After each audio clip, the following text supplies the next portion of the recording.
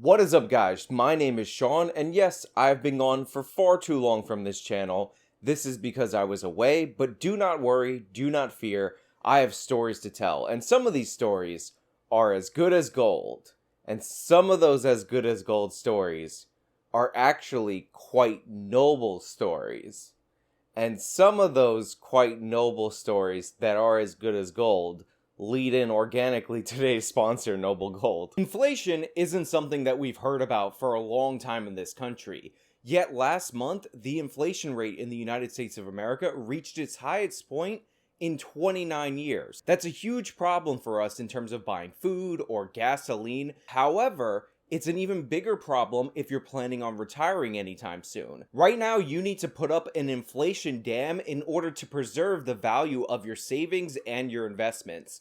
But it's not too late. Noble Gold actually specializes in retirement plans and IRAs. So their team of experts should be your first stop because they make it so easy to put together that inflation dam. And for this month, anybody who opens up a 401k or an IRA with Noble Gold, you will be gifted an American Eagle 1-ounce silver coin. Call them about this month's offer of a 1-ounce American Eagle pure silver proof coin with an IRA at 877-646-5347. Again, that's 877-646-5347. So for those of you who aren't aware, I was recently in Dallas, Texas, attending CPAC. Then I went to the mountainous regions of some part of America to do Tim Pool's podcast.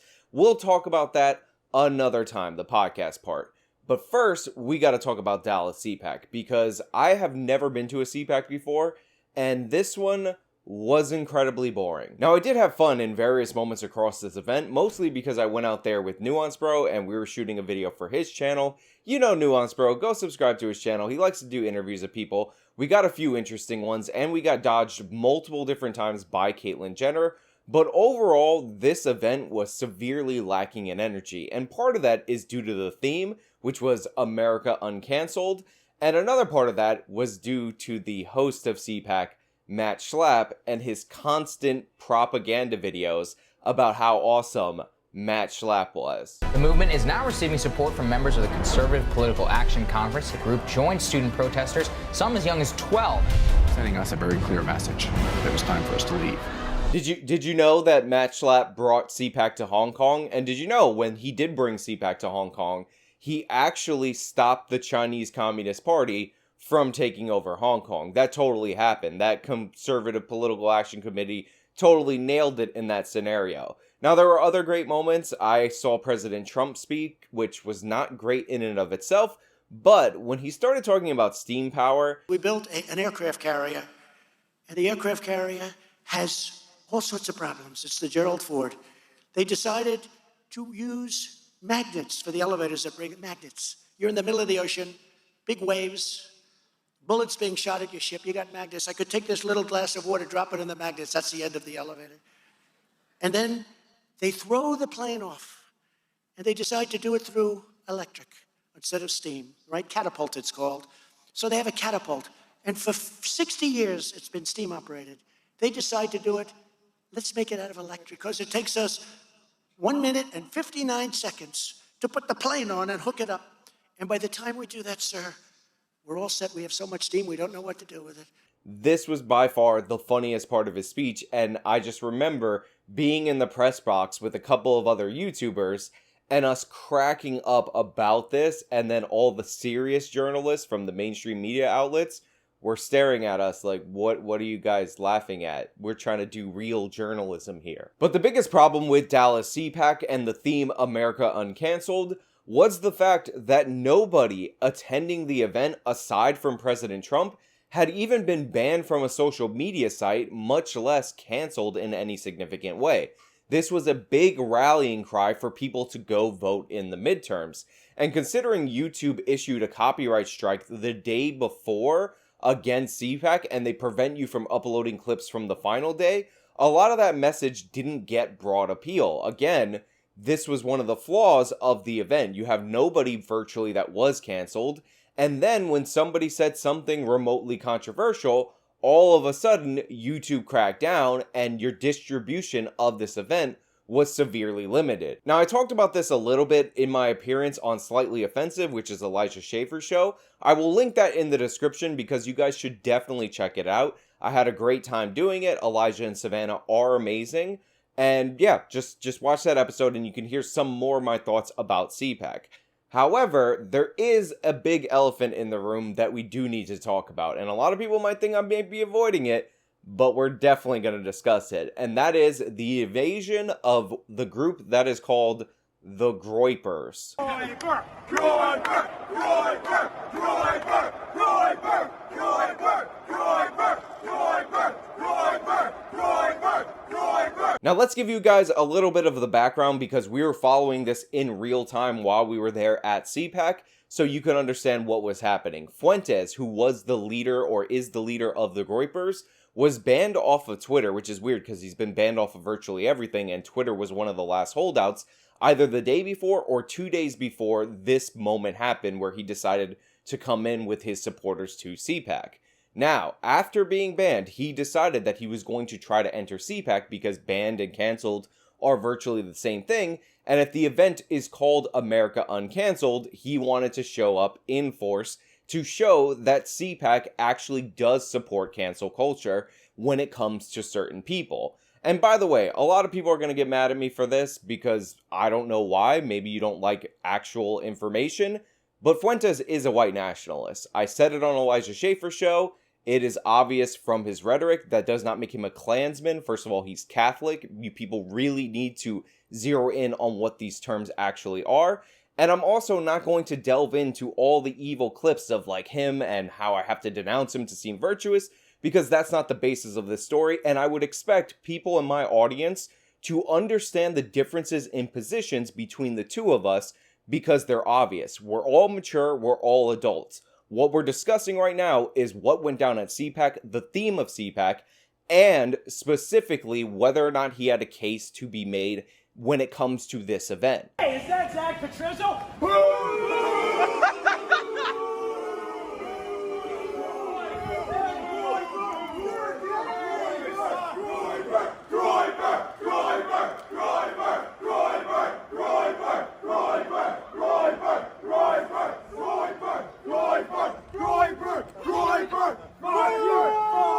So now that we got all that nonsense out of the way and we're talking about what actually happened, you have to understand one of the setups that was not known to any of the people involved besides me and Nuance Bro, because we actually asked Matt Schlapp, the founder of CPAC, specifically about Nick prior to him deciding to show up, because again, the theme is America Uncanceled, and even though Schlapp didn't want to specifically answer the question, he kind of implied or intimated that even though you wouldn't be given a platform as a speaker, if you bought a ticket, you would be able to attend the event. So last time we talked about like there was a speaker who was on the stage and then you said it maybe didn't reflect the values, but are they still welcome to attend CPAC and things like that? Anybody can buy a ticket at CPAC.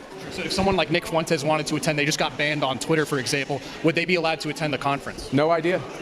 Did he try to buy a ticket? I don't know. What are you trying to say? Well, I mean, is he allowed here? How are you guys? Good to see you. Is he allowed at the conference, or would he be banned from attending? What's going on between you and Nick Fuentes? You seem to like him a lot. You keep talking to me I mean, about I him. thought we're about free speech and uncanceled and things like that. Is someone like that welcome here at this? I would do nothing to restrict Nick Fuentes' right to speak. He should have the right to allowed to speak. at CPAC. I'm happy to check and see. Did he try to get a ticket? Is that? I mean, would he be allowed to? Would he be allowed to attend? Our default is always on people can go online and buy a ticket. But is that a yes or no? I can check on any specific names you have. So this is something that the people at CPAC and the conservatives are quite uncomfortable about. And the reason why they're uncomfortable about this is because they've depicted cancel culture or being banned or social media censorship in a really childish way. And that is, if anyone is banned off social media due to their political views for any reason whatsoever, then that is an example of censorship, and the social media companies shouldn't be doing this. Now, if the conservatives actually believe this, the people who are making this case, the people who set up this event as America Uncanceled, then Nick would have a good case to make, because nobody who was platformed by CPAC was canceled, and Nick is one of the most canceled people humanly possible. Honestly, it doesn't even seem rational or sensible to use the phrase canceled, because normally that just refers to people like freaking out about something you said or did or trying to get you fired from your job. And this is a guy who's been placed on the no-fly list. He's been banned on virtually every social media site. And he's been banned on a bunch of other websites like Airbnb and by airlines, etc., that are not necessarily normally within the realm of what we talk about when we're discussing cancel culture. He's also had payment processors pull out virtually all of them from his websites, and according to him, he's had the FBI freeze his assets. Again, I'm telling you this so that we can be as factually sound as possible.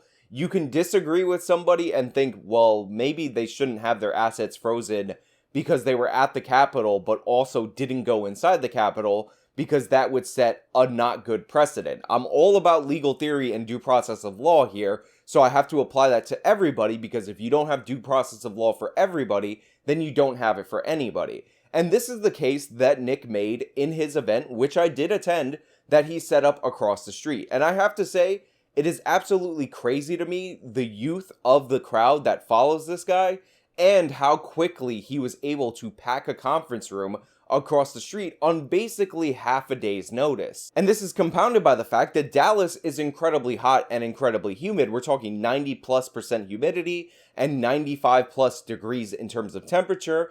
And the room that he gave this speech in had no air conditioning, like at all. And people sat through the entire speech. People stood in the back through the entire speech. And when I say people, I mean not me, because when I started sticking to the wall that I was standing up against, I felt like it was time for me to take a step out and enjoy the air conditioning in the bar area. But his supporters, his diehards, were there throughout the entire time. And a lot of people are talking about people getting doxxed that attended this event.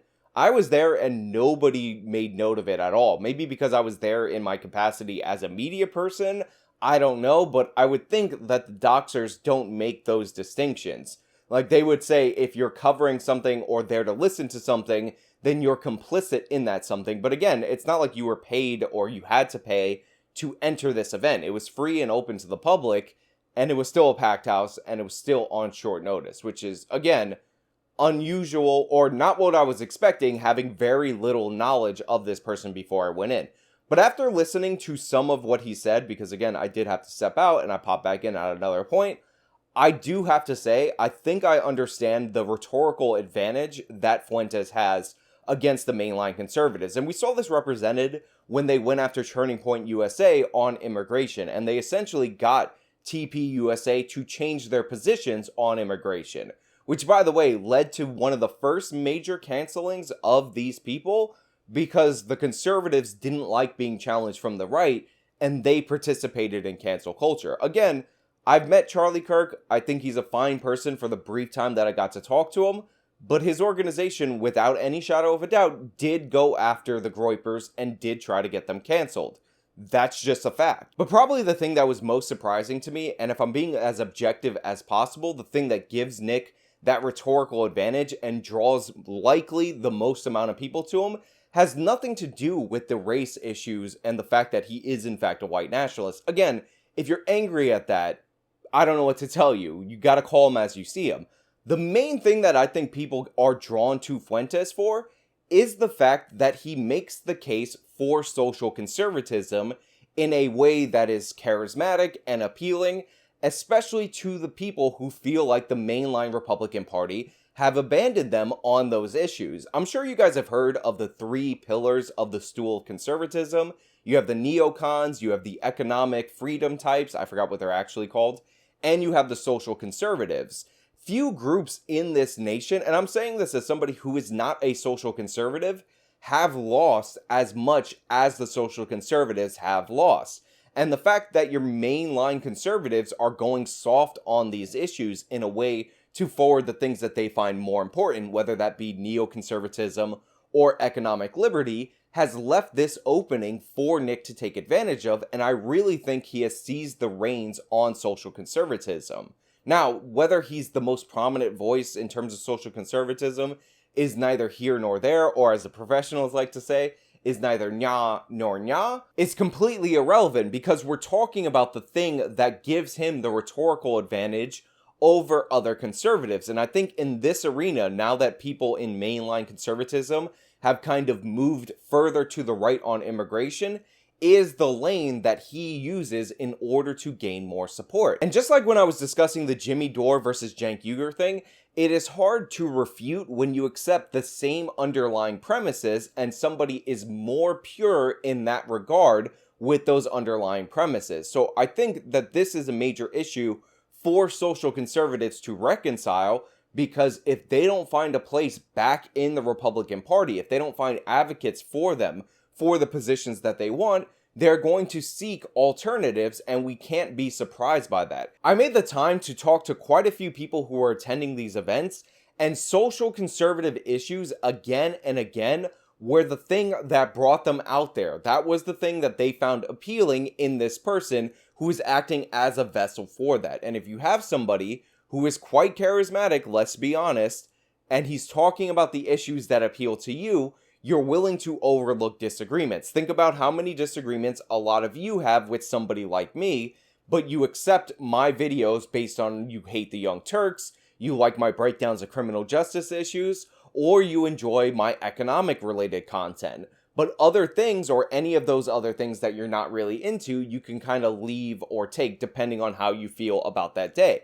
But there's one or two major issues that draw you into any creator, and I think for the majority of the people that back him, it is the social conservative issues. Now, that's not to say that the other stuff, the white nationalism or whatever, does not represent a significant portion of his appeal, because I don't believe that. I do think it represents at least a sizable chunk of that appeal, and we shouldn't ignore that, but it's the social conservative stuff that allows him to kind of enter with other social conservatives, and why they think, yeah, maybe the window should be broadened out for him to be accepted in. Also, as somebody who studies up on charisma and body language and how to appeal to broad swaths of people, and I've been looking into this ever since Barack Obama burst onto the scene, and there was a cult-like following to Barack Obama, I have to say Nick hits those notes really well. One of the things that I want to take note of and I want to point out is that if you were attending this event, there were some technical difficulties before the stream.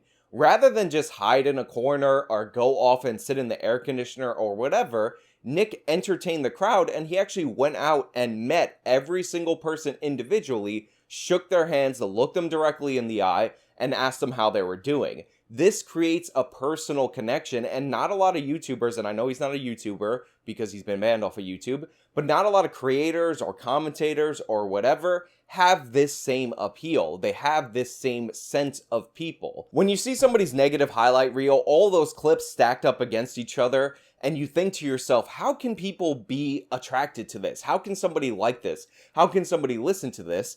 These are the reasons why. It's those moments where they're smart enough to make personal connections with the people that follow their content that really drive that relationship home, that really put people on the defense about somebody, even if those clips are representative of ideas that you might find repugnant. If you remember way back when we were doing the lead up to the debate between me and Wash, I took note in my video responses of the thing that I found that would be appealing to large portions of the internet about this person, namely the radio voice that Vosh presents in.